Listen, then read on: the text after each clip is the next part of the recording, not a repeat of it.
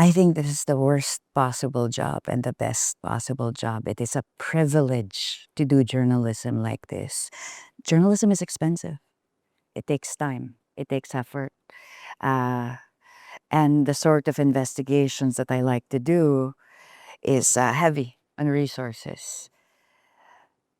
I wouldn't trade it for anything in the world. It's terrible, but it's also, I guess it's a compulsion. I can't explain it. I think if you ask many journalists who do what I do, none of us can explain it. Some people might say it's adrenaline. I I don't think so myself, but it's just my best word is compulsion. I cannot imagine doing anything else. The trouble with a drug war, with any sort of war against a race or a people, is that it strips them of their humanity. It says it's okay to kill them, it's okay to discriminate against them because they're not people. And that's easy with a body on the ground. So our jobs is to remind people that these were people, that they had names, that they had families, that each death ripples across communities. So stories matter. Stories can start wars, but stories can also remind us of who we are and who we're supposed to be. Rodrigo Duterte told a story. He took every fear and every grievance fueled by decades of failed expectations, and then he gave the enemy a name. He called it the scourge of illegal drugs, and he said he would kill to destroy it. It was a story that resonated among so many people because there had to be a reason why life was so hard. There had to be a reason why it was so difficult. And Rodrigo Duterte, like many autocrats all over the world, is a phenomenal storyteller. He not only told the story, he was the story. He embodied it. He said he was a killer. He said he needed to kill. He had a history and a reputation. He behaved like the sort of man who could save you. And that story that he told changed the course of my country. Our jobs as journalists is also to tell the story. We may not be as charismatic and compelling, but we are on the ground, talking to the families, understanding that every one of the thousands of bodies who fell in the 6 years of the drug war was a human being. So my job, because I had the privilege of time, was to see a corpse and remind the people this was a person, that his favorite color was yellow, that he would call his wife baby, that he sang songs to his children, that he was human. It was difficult to understand that what we were reporting as aberrations, as criminal acts, or as questionable situations in police encounters between drug suspects and the police were being supported by people. It was difficult. Um, the DART Center and other trauma specialists call it moral injury when the rules that you thought were um, permanent are no longer permanent. I covered the terrible things that happened in the Philippines because those things shouldn't have happened and shouldn't happen again. And then one day, those terrible things became ordinary and people applauded. So it was difficult. It was difficult because you would think, you write about some child being slaughtered and people would say, what a terrible thing.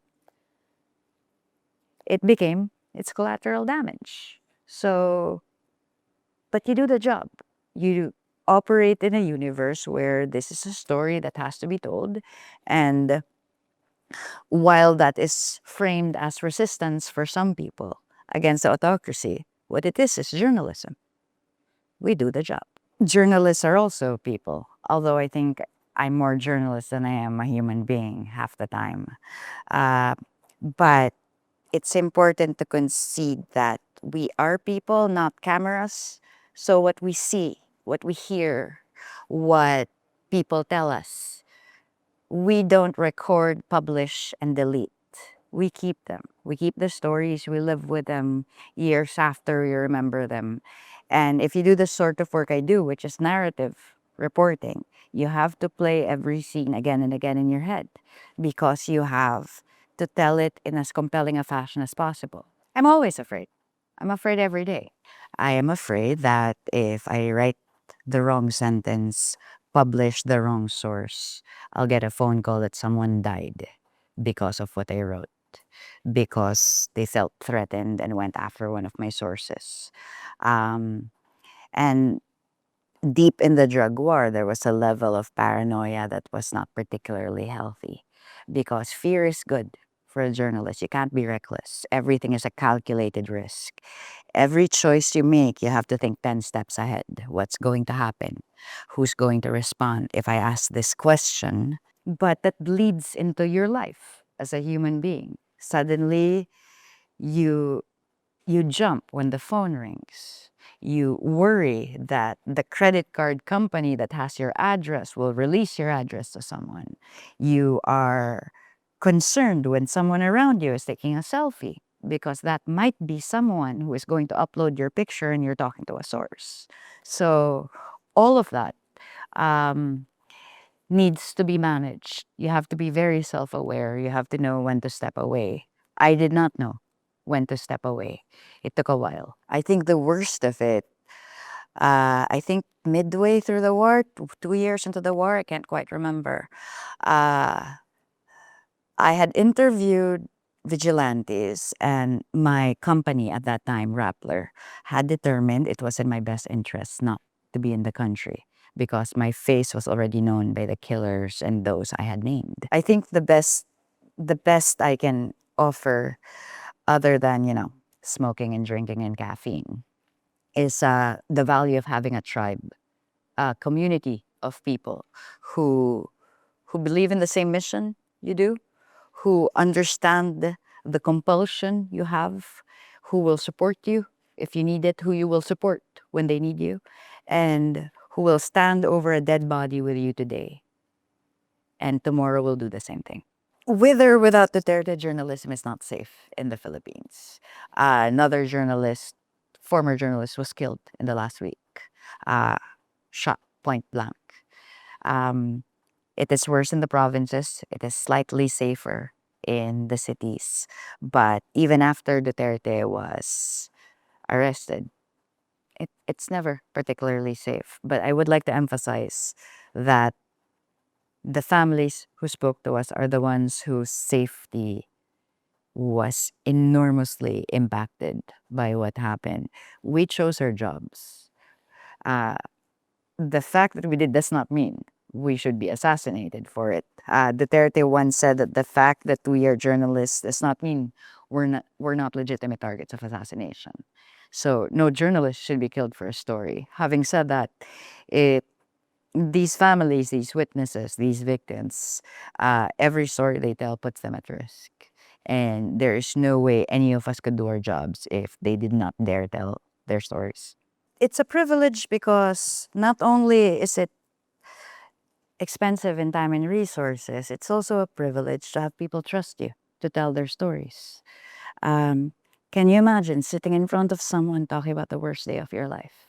And then the awareness that you have to trust that person to represent that moment honestly, fairly, or in whatever light the journalist determines it should be presented. It's a dangerous thing, talking to people, talking to someone on the record.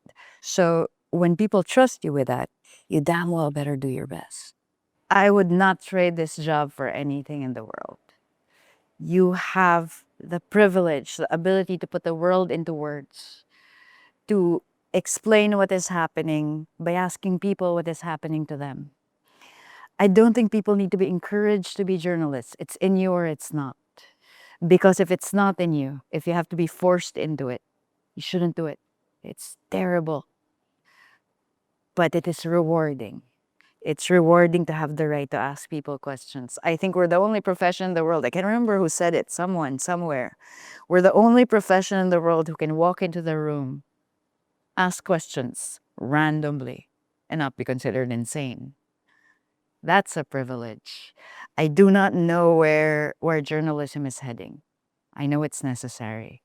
I know, though, that for as long as stories are a currency, and it has been ever since people sat around fires and told each other stories, it's going to matter. Whatever medium it plays out in, it's going to matter.